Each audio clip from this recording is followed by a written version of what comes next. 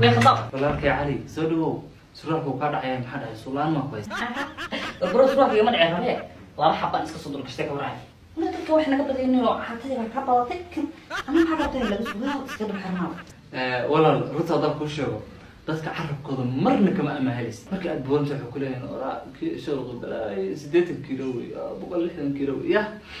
mad garatay marka waxaan ku leeyahay waxba isku mashquuli رمي برو كو كفت معي كان waxaan ka soo qaaday xagaas barandada walaal horta kafta noo dambeeya arrin baan soo xasuustay iyo maanta khudbadii jimcaha waxaan ku arkay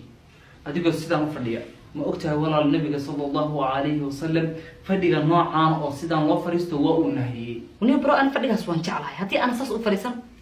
khudbada ma dhageysan karo walaal hadii aad jeceshahay markasta yani jaceylkaaga waxaa ka weyn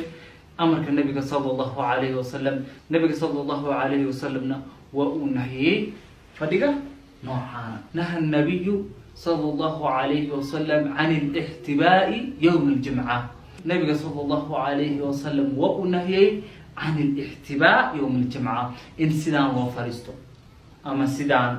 هاي برو ان شاء الله هذيك تبقى مفلسانية لكن ما قرنيسا صلوات النبي صلى الله عليه وسلم ونهي ولا الهرطة بالصوابتا الله أعلم لكن فرق نوعانا وحو كادقيا إنا يهردكو قبطو إنا تكو عاجز سيدو كلان حتى وحا فضل inaad dhuustid oo kale midaas been ma aha because ana marka xadaas u fadhiyo waa qabataa marmarba walaalkay isku dabal inaad fadhiga noocan ka digtoonaatid sidoo kalena walaalaha asxaabta inta taqaanid aad ku baraarujid aad u sheegtid in fadhiga noocan uu nahiyay nabiga sallallahu alayhi wasallam oo ayna u fariisan sidaan marka ay khudbada jimcaha ay dhigaysanayaan